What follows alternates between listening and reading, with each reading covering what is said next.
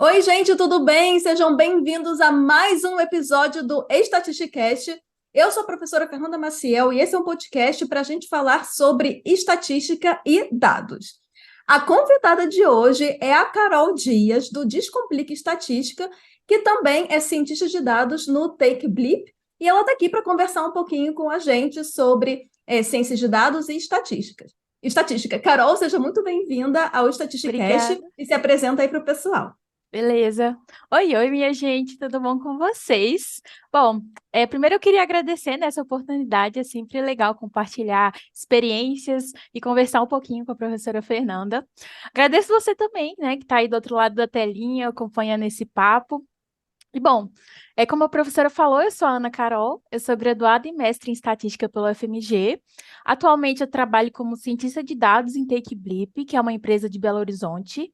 Essa empresa é uma empresa de tecnologia que é especializada no que a gente chama de contatos inteligentes, que vai além daqueles chatbots que a gente conhece.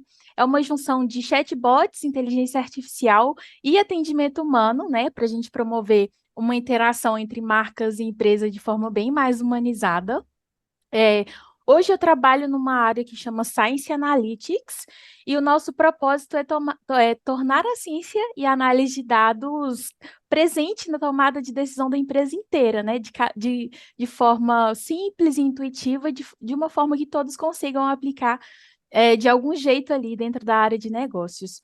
E o meu propósito, o propósito do meu papel hoje dentro da empresa é fazer com que a tomada de decisão seja suportada por dados, né? Usando método científico, análise estatística, inteligência artificial ali com o aprendizado de máquina e várias outras coisas legais. Hoje também eu trabalho como professora expert e mentora na Terra, na trilha de Data Science, e eu sou a fundadora do Descomplica Estatística, né, que pelo nome já dá para saber, que tem o objetivo de tornar a estatística, o conhecimento acessível para todo mundo, né? Eu gosto muito de ensinar, de conversar, como vocês podem perceber. E eu também sou uma apoiadora ativa de movimentos de empoderamento feminino, diversidade e inclusão. E eu trabalhei à frente do R-Leires Belo Horizonte por mais de 4 anos. Acho que é isso. Ai, que demais. Bastante experiência. E eu achei muito legal o que Sim. você faz no seu trabalho. O Descomplica eu já sigo desde o comecinho, quando eu comecei no Instagram, você já Sim. estava lá. Fala agora um pouquinho da sua carreira, Carol. Você se formou em estatística, né? E Sim. como que foi o processo até você chegar onde você está hoje? Bom, eu falo que a minha carreira de estatística ela começou lá na minha oitava série. Eu sempre fui uma pessoa ligada muito à área de exatas, enfim, eu gostava muito da parte de matemática. E aí um professor meu da oitava série via a minha aptidão com a área, né? Gostar muito de matemática, geometria, enfim. E ele era professor de estatística numa universidade. Ele falou: Olha, tem esse curso de estatística que vai crescer muito nos próximos anos. Na época era tudo mato, né? Você perguntava o que que era estatística, ninguém conhecia, ninguém fazia ideia do que era.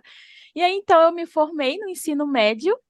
Aí foi na hora, né, lá de escolher as opções de curso, enfim, eu lembrei dessa indicação que ele tinha feito, e aí eu prestei as provas, né, na época a gente fazia duas provas para entrar na UFMG, e aí eu consegui entrar de primeira, e aí eu dei muita sorte, porque estatística foi o único curso que eu tentei, eu passei de primeira e eu gostei muito, eu não tinha nem outra opção, assim, e graças a Deus eu entrei, dentro da estatística, né, dentro da graduação, eu já comecei a fazer várias coisas, assim.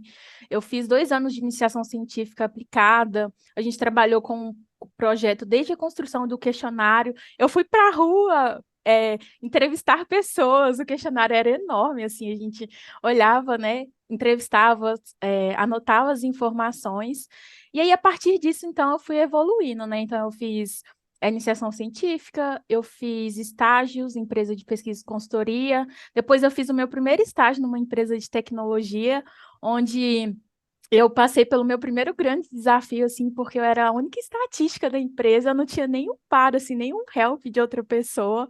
Então, eu desenvolvi muito também, né, porque eu tinha que fazer tudo sozinha, enfim.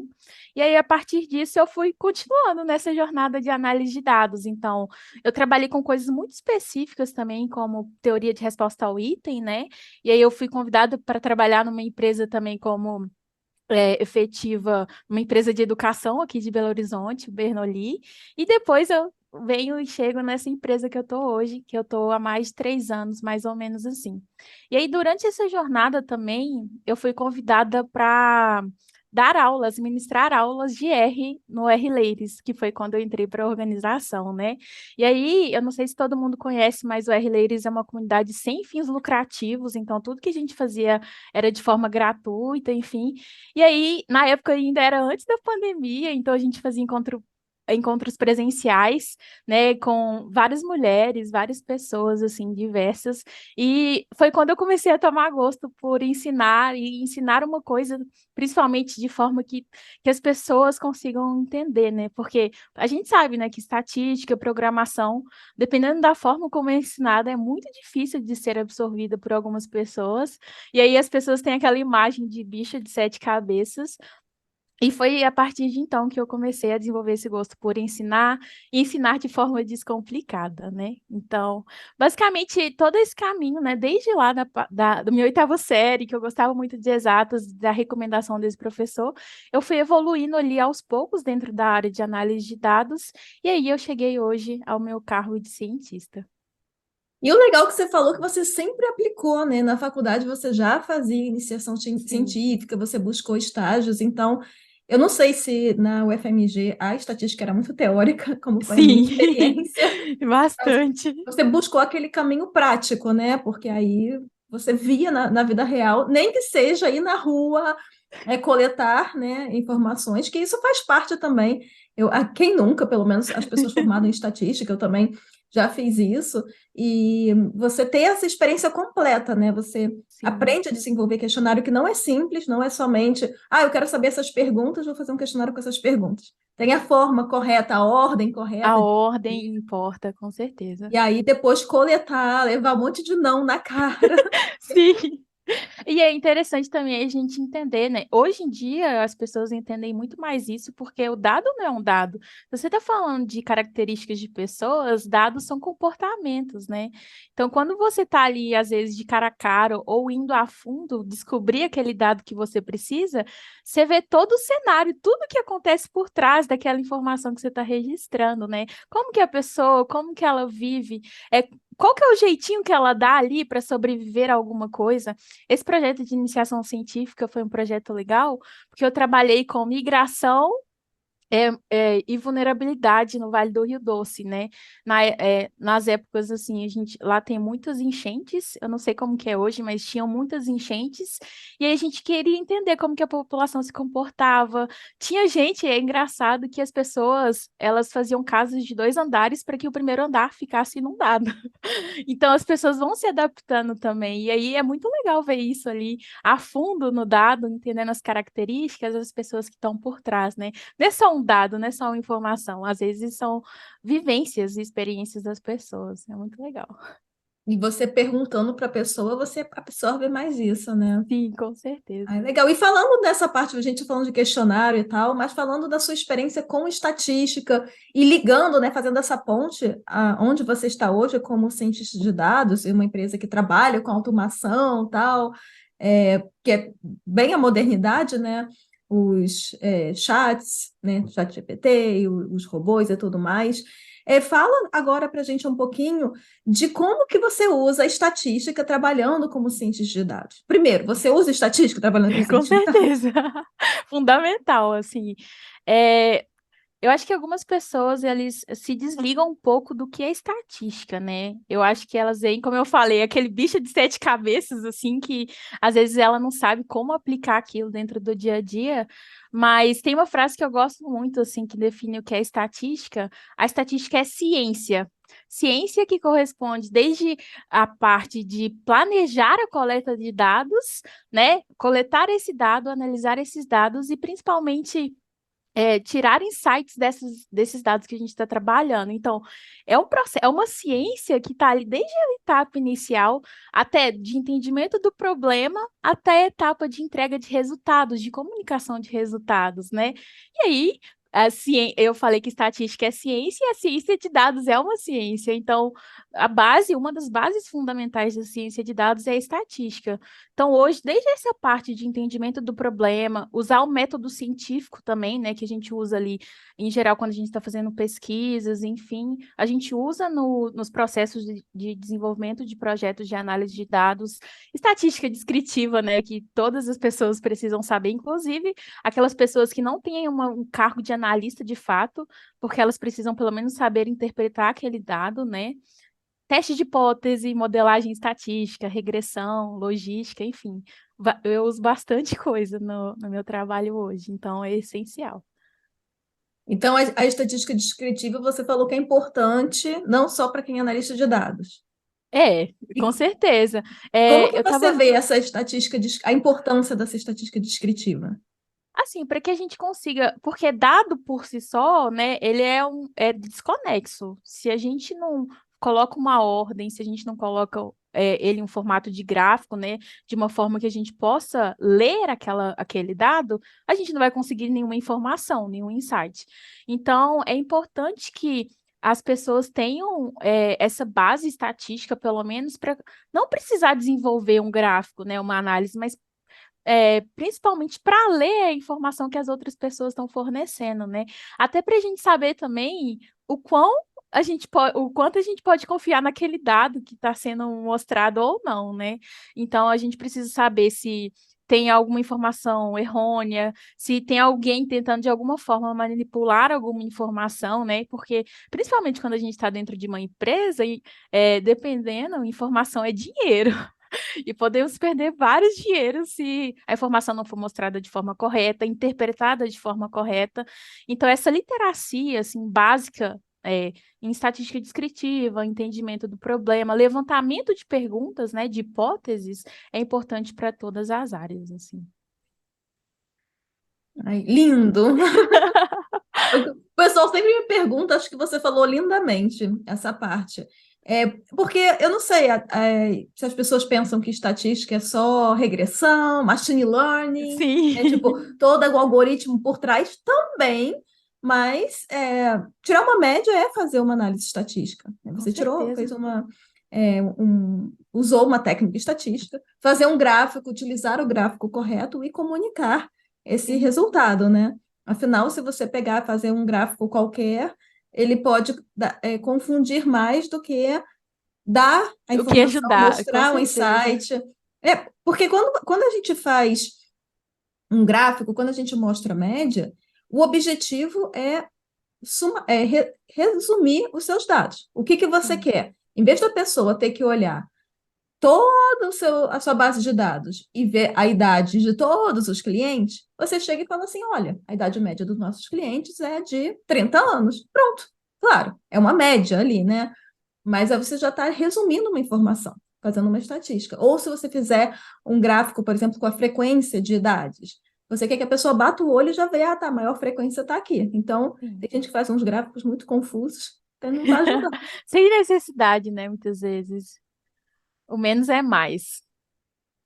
Isso é uma coisa importante também. Eu vejo o pessoal falando em modelagem, né? Aí você quer Uhum. fazer os modelos muito robustos, com todas as variáveis que são muito importantes, mas na prática do dia a dia, eu acho que você pode falar mais do que eu, porque você trabalha como cientista de dados, você também quer a parcimônia, né? Você quer Sim, com pegar, certeza. otimizar, né? Usar menor quantidade que traga maior benefício. E aí, às Com vezes, se você certeza. colocar 20 variáveis extras para aumentar 1% a acurácia, talvez não traga muitos benefícios, certo? Certo. Não, isso faz todo sentido, assim. Principalmente quando a gente fala de empresas de tecnologia e startups, o cenário muda muito rápido, assim. Então, às vezes a gente não tem aquele tempo hábil de 6 meses para entregar um projeto de ciência de dados. Então, muitas vezes a gente tem que ir pelo simples, assim, pelo que traz mais resultados, sabe? Então a gente tem que levar essa parcimônia em consideração quando a gente está fazendo algum projeto. Às vezes, sim, seria super legal colocar mais 20 variáveis a mais e fazer um projeto muito mais complexo, mas pelo tempo que a gente vai levar para implementar isso, né, desde o início até a parte de colocar esse modelo em produção, vai ser um cenário que a empresa já vai ter mudado totalmente, assim, então não vai nem fazer sentido para ela naquele momento mais. Então, é, é legal também a gente pensar, às vezes, em projetos por etapas, assim. Entrega um simples primeiro, que já traz algum retorno, e a partir disso você vai fazendo transformações ali e melhorias de forma incremental, né? De forma que cada vez mais você entregue mais valor. Então, entregou uma coisa que já resolve um problema, já é de grande ajuda, assim, de muita valia para a empresa. Ai, bem interessante esse insight. E agora eu queria perguntar, porque você falou um pouquinho da sua trajetória, né? Que você, desde a oitava série, gostava dessa área, você gostou da faculdade, você já aplicou na faculdade, trabalhou como analista e tudo mais.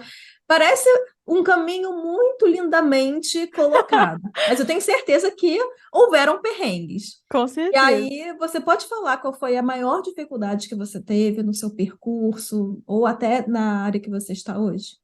Sim, eu acho que, sem dúvidas, dos maiores perrengues, assim, das minhas maiores dificuldades foi a programação. Porque, como eu falei, né, eu entrei na graduação em 2012, há muito tempo atrás, e eu não tive muito boas experiências, assim, com professores de programação dentro da faculdade. Na época, a gente aprendia, minha primeira matéria foi em C, e aí eu olhava para aqueles códigos e eu falava assim, gente, eu não consigo fazer isso, eu não faço a menor ideia do que eu estou fazendo. E aí eu fiquei nessa por muito tempo, assim, né? Porque também a gente aprende o R, né, na graduação de estatística, e por muito tempo eu tinha isso na minha cabeça, que programação não era para mim, e eu não conseguia fazer aquilo. Só que isso continuou até que eu trabalhei naquela empresa onde eu falei que eu era a única estatística, né? Só tinha eu lá e não tinha ninguém mais. Eu era a única que programava em R, tinha desenvolvedores que programavam em outras linguagens, enfim. Mas quando a minha única alternativa era ou eu programo ou eu programo. E aí foi quando eu descobri que eu conseguia programar, né? Foi na prática, fazendo, pesquisando no Google, Stack Overflow, né? Programando de fato, que eu desenvolvi muito, assim. Então, a minha primeira grande dificuldade foi a programação. E aí, quem me vê programando hoje, né, em R, PySpark, Python, nem imagina o perrengue que eu já passei com isso. E aí também uma outra coisa para contribuir, que eu acho que está presente na maioria das pessoas, principalmente das mulheres, é aquela famosa síndrome, né, da impostora. Porque às vezes a gente se depara com algumas pessoas que são naturalmente boas em algumas coisas, como programar, e a gente fica se perguntando, né, será que eu consigo também? Será que eu sou boa para fazer isso? E aí é essa dificuldade de se sentir confiante para aceitar esses desafios, assim, sabe? Para colocar a cara a tapa e aceitar. Então, duas grandes, né, dificuldades que eu já tive foi programar e essa dificuldade de me sentir confiante o suficiente para aceitar esses desafios. Mas uma coisa que me ajudou muito é ter uma rede de apoio, né? Minha mãe sempre me incentivava, o meu marido, que era namorado da época, ela disse assim, não, você vai aceitar sim. E aí eu aceitei e deu tudo certo. Eu achei legal, Carol, que você trouxe esse ponto da síndrome do impostor, ou no caso da impostora, e você falou assim: "Ah, a gente vê que é natural para algumas pessoas e a gente tem dificuldade." Aí a questão é, mas será que foi realmente natural para aquela pessoa? Porque a gente costuma ver só o resultado final, né? Você vê uma Com pessoa certeza. que trabalha com você, que programa, e você fica, pô, ela consegue programar, por que que eu não consigo? De repente você não sabe que a pessoa batalhou e sofreu ali noites Sim, e noites tentando. Eu falo isso porque, né, um paralelo que eu posso fazer são pessoas que falam assim: ai, nossa, você consegue fazer live, você fala na internet, você fala tão natural. Gente, eu era uma criança extremamente tímida, né, eu adolescente, eu era toda com vergonha. E não era natural para mim falar em público, inclusive na escola, quando eu tinha que apresentar o trabalho, eu era aquela que pegava o menor texto, assim, porque tinha que ir lá na frente falar, mas eu falava cheia de vergonha. E na faculdade, foram aqueles anos de faculdade sem nunca ter que apresentar, porque pelo menos no curso que eu fiz não teve projeto, não teve dados, então não tinha que ir lá na frente apresentar, já que era só demonstrar a fórmula. E então eu não desenvolvi nada dessa habilidade. Até que quando eu entrei no mestrado, aí eu falei, gente, agora eu tenho que falar, né? E aí eu falei, não, eu tenho que vencer isso. E aí eu fui com muito treinamento, treinando no espelho, me filmando. E hoje eu ainda falo muito com as mãos, né? Mas você tinha que ver no começo, Eu parecia também. que eu ia voar. Se deixasse um pouco, se botasse no FF, agora não é FF, agora é vezes dois, né? Naquela época, se tivesse vezes dois, você ia achar que eu ia voar. Então, hoje tá natural, mas é porque foram muitos, Muitas anos de né? prática, verdade. Eu pratiquei bastante, né? Muitos dias e apresentações e tal, e a gente vai evoluindo. Então, hoje em dia, sim, eu ligo a câmera e consigo falar. E a mesma coisa, uma pessoa que pode abrir um computador, abrir uma linguagem e começar a programar, ela não começou assim. Claro, algumas pessoas têm mais facilidade, mas Com a gente também certeza. não pode assumir, né?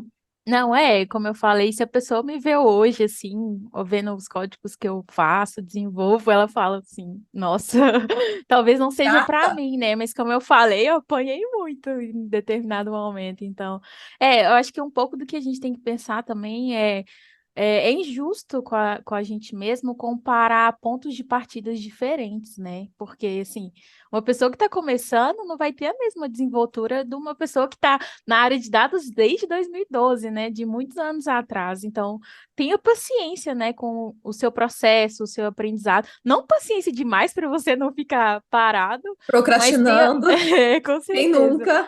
Mas tenha paciência, assim, porque se você praticar, se você for disciplinado, você consegue sim.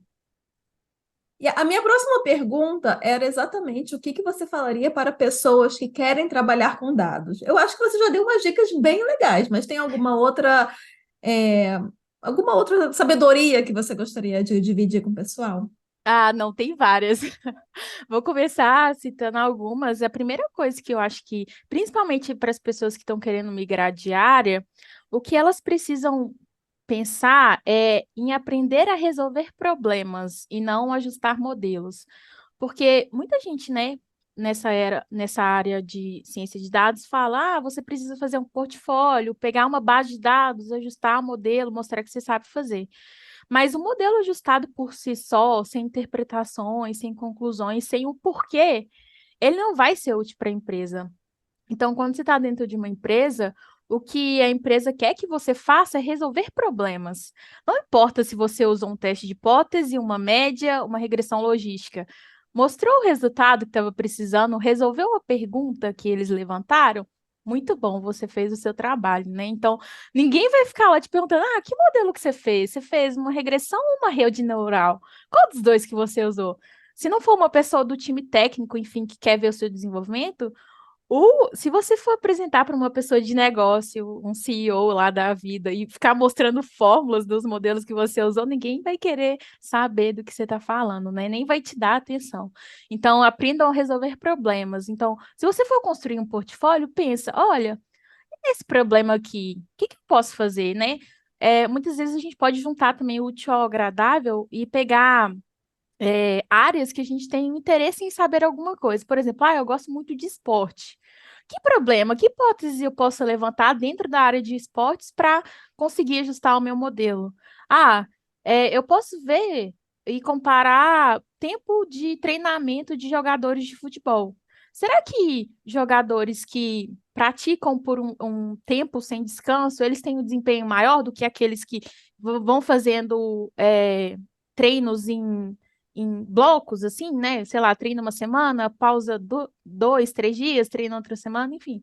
Então, você pode juntar o útil ao agradável, levantar um problema, um porquê, e aí desenvolver os seus projetos, né? E aí, já linkando também com uma outra dica, é ajustes em bases de dados reais. Não adianta a gente ficar lendo livros lá, pegando aquelas exemplinhos também pré-prontos, né? Aqueles modelos, aqueles bancos desenvolvidos com um cenário bonito, porque na vida nunca vai ser tão fácil assim quando a gente vê nos livros, né? Então, pegue base de dados que você não conhece, que você nunca ouviu falar, e aí tente ajustar desde o início ali, né? Porque tem dado faltando, tem dado errado, tem muito problema. E você só vai conseguir lidar com isso quando você se deparar com isso, né? Então, quanto antes você começar a ajustar essas bases desconhecidas, bases com muitos problemas, aí sim você vai começar a ter esse senso crítico e conseguir desenvolver essas análises. Concordo 100% com o que você falou. Eu queria só fazer um adendo como professora de estatística, porque assim, se você não está familiar com os conceitos de estatística e você for pegar uma base da vida real, você pode se assustar. Ah, com certeza. Então, eu acho que sim, você tem que treinar não só com dados reais, mas com dados do seu interesse, né? Você trouxe Sim. aí o exemplo do esporte e tal. E às vezes você é uma pessoa interessada em música, você trabalha na área financeira, use dados das áreas que você goste ou tenha familiaridade, porque na hora de tirar os insights, você já tem aquele conhecimento da área. Então você Sim. já traz. Mas não se você não tem, né, muita experiência, não vai de cara, porque você vai levar um susto, é aquele negócio, né? Você pode acabar procrastinando ainda mais os seus estudos. Então, eu só tô dando esse adendo como professora, porque eu sim, quando eu explico, eu uso alguns exemplos mais simplesinhos, né, de Ah, dados não, até não sim. reais, mas para a pessoa entender o mesmo conceito, Não, né? com É, certeza. assim, antes de mostrar, sei lá, dados que talvez não tenham correlação, eu tenho que mostrar, tá, mas esse aqui é um exemplo de uma correlação positiva, e é uma correlação toda bonitinha, assim. Não, sim, sim. 98% É, não, o que eu na vida falo é real não assim, tem. esses exemplos que tudo funciona é ideal para a gente entender os cenários em que funciona, né? Mas é importante a gente entender os cenários em que não funciona também, né? E aí, muitas vezes, as coisas não são tão preto no branco como esses exemplos ajustados, né? E controlados. Então, sim, para aprendizado inicial é muito bom usar esses exemplos de livros, enfim, esses exemplos controlados, mas o que eu tô falando é não se prendam somente a esses exemplos, assim, porque principalmente na academia, eu falo isso por causa da graduação teórica, lá a gente fazia muitos exemplinhos assim, né? É importante a gente entender como que funciona em cenários controlados. E aí é assim que você consegue conhecimento inicial para que você possa desenvolver os outros. Mas não se prendam só a esses conhecimentos. E aí, já aproveitando essa fala, né, é muito importante a gente desenvolver esse processo para que a gente possa lidar com situações onde as coisas não funcionam, entendeu? Então, sim, super concordo desses ambientes controlados para aprendizado inicial, mas não parem por aí. Continuem nesse processo de explorar outras bases também, né, e bases reais. Esse também é um ponto muito bom. E falando nisso, né, já que você é, deu essa dica, né, de pegar projetos da vida real e tudo mais, que é totalmente válido, você teria, já que você falou que tem várias dicas, você teria uma, assim, para o pessoal que está começando? Porque você falou, né, um pouquinho de você, você é formada em estatística, você teve uma dificuldade com programação, e a pessoa, por exemplo, que não tem uma base estatística ou de programação, você teria uma recomendação para essa pessoa ao iniciar os estudos? Você fala recomendação de conteúdo, enfim, ou você fala de processos, De assim? processo, por onde começar? Será que começa pela estatística, pela programação, um pouquinho dos dois? Uma pessoa que quer ser analista ou cientista de dados? Será que, Ah, será que existe um ideal? Vamos começar daí. ó, eu acho que não existe um ideal, assim, fechado para todo mundo, mas eu acredito que colocar em prática sempre ajuda, assim, sabe? Então, às vezes, algumas vezes é mais interessante a pessoa, por exemplo, eu vou aprender Python. Beleza, você vai aprender ali aquela linguagem. E aí, como que eu vou desenvolver esses códigos? Para aprender Python, eu posso aprender analisando uma base, fazendo um summary numa tabela, lendo uma tabela de dados, fazendo uma descritiva. Então, você pode unir as duas coisas, assim, aprender a programação e aí aprender de forma que você aplique aquela programação em alguma coisa. Você não vai ficar lá, abrir, né, um notebook, um Jupyter Notebook e ficar lá, olá, mundo, né? Tipo, só escrevendo e repetindo as palavras. Você tem que, para que você consiga desenvolver a programação, você tem que pensar, né, de forma lógica, desenvolver o seu raciocínio crítico também para entender como o programa entende ali os seus comandos. Então, eu acho que, de certa forma, se for ali na questão de análise exploratória, você pode fazer as duas coisas. Vai aprendendo uma linguagem e aí vai tentando aplicar alguns conceitos de estatística, mesmo que básicos, né? Média, mediana, um desvio, vai fazer alguns gráficos descritivos, enfim. Mas eu acho que não tem uma fórmula mágica para todo mundo. O que ajuda algumas vezes, né, para que a pessoa possa ter foco, enfim. Primeiro, unir o útil ao agradável, como eu falei, escolher um tema que ela goste, né? E outra coisa é definir metas, assim.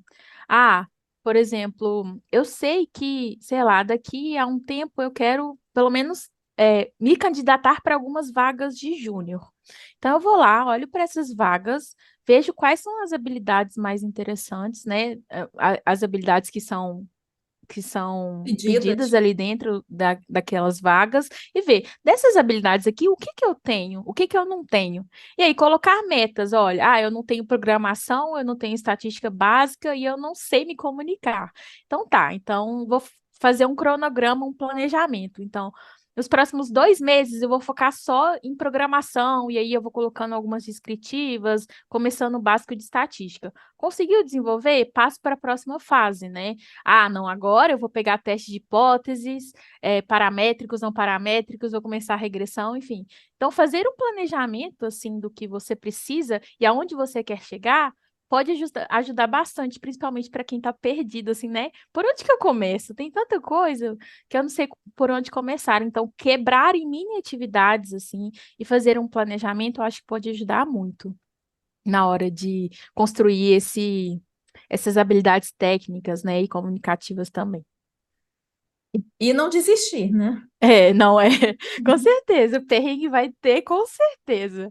Não desista no meio do caminho, assim, às vezes, se você tá pensando em desistir, para, dá um descanso, às vezes você tá precisando de umas 3 noites bem dormidas, né, e aí descansa e depois você volta. E como é que você enxerga o mercado de dados hoje em dia? Bom, assim, o mercado de dados, ele é um mercado muito bom. A gente sabe, né, que daqui para frente tudo é tecnologia, tudo é dado, tudo é ciência, né, para ser analisada. Então, eu acredito que o mercado ainda está muito bom, mas ele já está amadurecendo também, né? Eu acredito que hoje em dia está um pouco mais difícil de você entrar para a área de dados do que antigamente. Então, quanto mais você demorar para entrar, mais concorrentes você vai ter, assim. E como é uma área que está sendo bem desenvolvida, assim, também, o nível está aumentando. Então, provavelmente uma pessoa que estava um pouco mais crua um tempo atrás, que conseguiu entrar, ela não conseguiria entrar no momento de agora, né? Porque as coisas estão avançando muito rápido.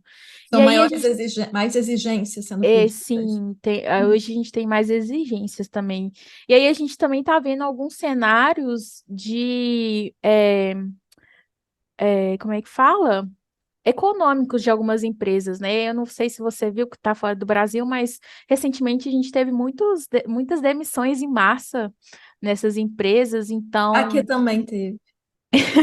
então, as empresas estão sendo 2 vezes mais exigentes, né? Porque elas têm que controlar ali o caixa que elas têm, e aí elas precisam de manter realmente profissionais qualificados, excelentes, que entregam valor. Então, sim, é uma área muito boa, vai crescer bastante, mas você tem que ser um profissional bem qualificado. E aí, quando eu falo bem qualificado, não é só ajustar modelos, como eu falei, saber do problema, entender do negócio, né? E aí eu falo entender do negócio buscar entender, ter esse feeling de conversar com as pessoas, transformar o problema delas de negócio em um problema de dados, aplicar isso em alguma modelagem, né? E aí, como eu falei para a empresa, muitas vezes tanto faz se você aplicou um modelo simples ou um modelo complexo, desde que você entregue o resultado esperado, né? O valor, enfim.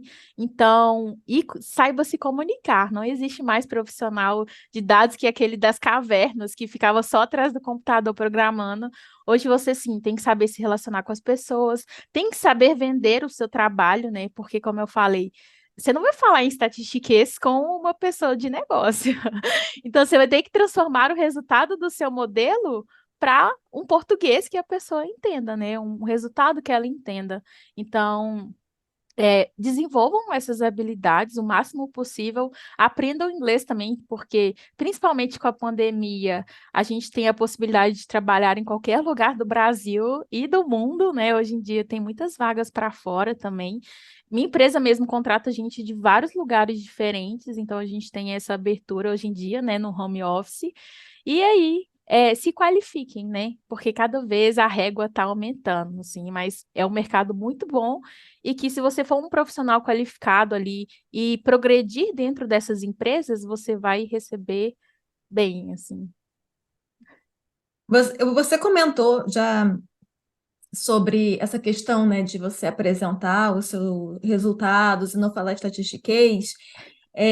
Eu acho que vem um ponto aí, eu entendo, porque assim, você faz um modelo estatístico, aí você usa todo Sim, aquele seu conhecimento. passa muito tempo, né, ajustando várias Aí não, coisas. você passa um tempo aprendendo. Aí, quando você usa um modelo, você tem que checar as suposições, aí não é normal, aí tem que transformar na normal. É todo um passo a passo até o dado tá bonitinho, aí você faz a sua análise, aí você aprende a interpretar, aprende a ver a significância. Aí você quer mostrar, né? Olha, Tudo nem que aquilo que seja assim, você uma fez. análise de regressão, né? Vamos supor, eu fiz assim essa regressão, aí cheguei e falei, cara. O cara que tá na tomada de decisão ali, ele não tá nem aí. Você podia ter usado uma média. Para ele, é assim, tá? O que que eu tenho que fazer? Baseado Sim, nos dados, baseado no seu conhecimento dos dados.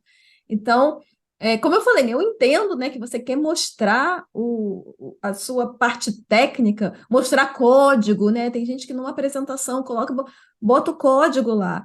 Mas o cara, né, um gestor, um CEO, a não ser, né, que você esteja apresentando, claro, para o seu chefe técnico, de repente ele quer saber, uhum, mas o cara da tomada de decisão de negócio, ele não quer ver código, ele não quer saber dessa parte técnica. Então, por isso que a comunicação é importante, você saber o quanto, né, que você vai passar de informação e como, sim, né? com certeza. E aí tem os momentos para que a gente possa apresentar o técnico, né? Querendo ou não, dentro das empresas bem estruturadas, assim, toda a análise que a gente faz, porque ciência de dados é ciência, né? E a ciência, ela segue um método científico. E como ciência, tudo que a gente faz ali dentro de análise, de hipótese, de construção de modelos, de entrega de resultado, precisa ser documentado, né? Então, não, também tem muito isso dentro da empresa que é aquela parte chata, né? Você não fica só modelando, você documenta, você torna o seu código legível, rastreável, né? A gente também tem trocas entre pares de cientistas. Então, na empresa que eu trabalho, assim, nada é entregue, por exemplo, eu desenvolvo um projeto todo, entrego e é isso. Não, a gente tem um processo de revisão, de alguém que comenta, dá sugestões, revisa ali o trabalho também, até para trocar informações, enfim. Então, também tem um momento de você mostrar, não, olha, o que eu consegui fazer? Eu consegui usar esse modelo que eu nunca usei na vida. E aí, tem esses momentos de troca, né? Então, se você também está dentro de uma empresa que está construindo um capítulo de ciência de dados, você pode promover essa interação entre cientistas, né? Para mostrar o seu trabalho técnico, tudo que você está fazendo também. Então, tem esses dois lados. Para o negócio, a gente precisa resumir o máximo possível, né, e otimizar o tempo das pessoas, porque tempo é dinheiro também dentro de empresa. E aí, quando for para falar do técnico, aí você mostra o seu trabalho, você mostra o código, né, dá suas contribuições também, porque também tem esse lado técnico. Carol, agora eu queria pedir para você, já que você começou a dar dica, aí a gente não pode dar mão, que quer o braço. Vamos agora dar dicas. Eu quero uma sugestão de livro e quero uma pessoa ou um canal que te inspire para você divulgar aqui e o pessoal ir lá aprender também, aprender É, mais. tá bom, o seu não conta, né? Que todo mundo que tá aqui já te conhece. Bom, eu acho que alguns livros de cabeceira, assim, e algumas coisas legais de serem lidas, né? Primeiro é Storytelling com dados, porque, como eu falei, todo o resultado do nosso trabalho ele vai ser visto da forma como ele é comunicado para as pessoas. Então, mesmo que você tenha feito uma média, se você fizer uma apresentação mostrando o contexto do porquê daquela média, do porquê a média resolveu o problema, né, e como ela entregou valor, o seu trabalho ele vai ser comprado pelo gestor, pelo seu líder, né, pelo CEO da empresa. Então, Storytelling com Dados é um livro muito legal. Data Science para Negócios, para entender fora dos contextos ali técnicos, como que a gente aplica esses modelos no dia a dia, né? Como que a gente pode usar esses modelos para resolver problemas? Tem também o livro An Introduction to Statistical Learning, que é um livro técnico, ele, né, ele tem 2 edições. Esse livro ele tinha códigos em R até então, mas ele vai ser lançado com códigos em Python daqui a pouco, então é um livro muito bom aí para quem quer desenvolver o técnico. E sobre perfil, eu gosto muito do perfil da ASN Rocks, da professora Adriana Silveira. Ela é uma pessoa que eu me inspiro muito como professora, assim, que é alguém que, para mim, eu descomplica da estatística, da ciência de dados. Então, e ela tem postado, tem feito lives, ela tem feito 100 dias de ciência de dados, eu acho. Então, ela vai postar 100 lives falando sobre estatística, ciência de dados, enfim. Então, ela tem Instagram e ela tem YouTube também. E tá em português, né? É sempre bom ter uma referência em português, então é um canal que eu indico muito. Em inglês também tem o StatQuest, que é um canal que tem muito conteúdo de estatística, assim. Então, fica a dica para vocês. Excelente. E agora, fale de você, hora do jabá, fala do seu trabalho nas redes sociais e convido o pessoal para te seguir também. Beleza. Bom, como eu falei, né, eu sou a fundadora do Descomplica Estatística, então, se você aí ainda acha que a estatística é um bicho de 7 cabeças ou que está muito difícil de entender algum conceito, assim como a professora Fernanda, né, eu posto conteúdos gratuitos de estatística, então eu estou sempre falando ali, mostrando como usar, simplificando ali a aplicação desses conteúdos. E aí você pode me achar tanto no Instagram, né, que é @Descomplica Estatística, tenho a página no LinkedIn também, que é Descomplica Estatística, e o meu perfil pessoal, que é Ana Carolina Dias, lá no LinkedIn. Então, fiquem à vontade, né, para entrar, dar uma olhadinha nos conteúdos e se conectarem comigo também. Mandem um oi, fala comigo que vieram da live para a gente trocar ideia também, porque eu gosto muito de conversar. É E para quem isso. ainda não sabe, você assistindo independente da plataforma, na descrição abaixo do vídeo, tá, estão todos os links para facilitar. Então você pode encontrar a Carol por lá e vai lá falar: "Ah, te vi no Statisticast". Vai ficar toda feliz. Eu fico toda feliz. Sim, com certeza. Ai, Carol, então a gente está encerrando a live por aqui. Eu adorei tudo que você falou, né? Você tem aí anos de experiência já nessa jornada, né? Começou, teve suas dificuldades e compartilhou aqui com o pessoal. Com certeza você é uma pessoa que é inspiração, o seu perfil, o seu conteúdo é inspirador, o jeito que você explica, eu gosto bastante dos seus carrosséis. E você está aqui doando o seu tempo para falar com a gente, dar essas dicas para o pessoal. Muito obrigada pela sua participação no Eu que Statisticast. agradeço. Então, até a Tchauzinho. próxima. Tchauzinho.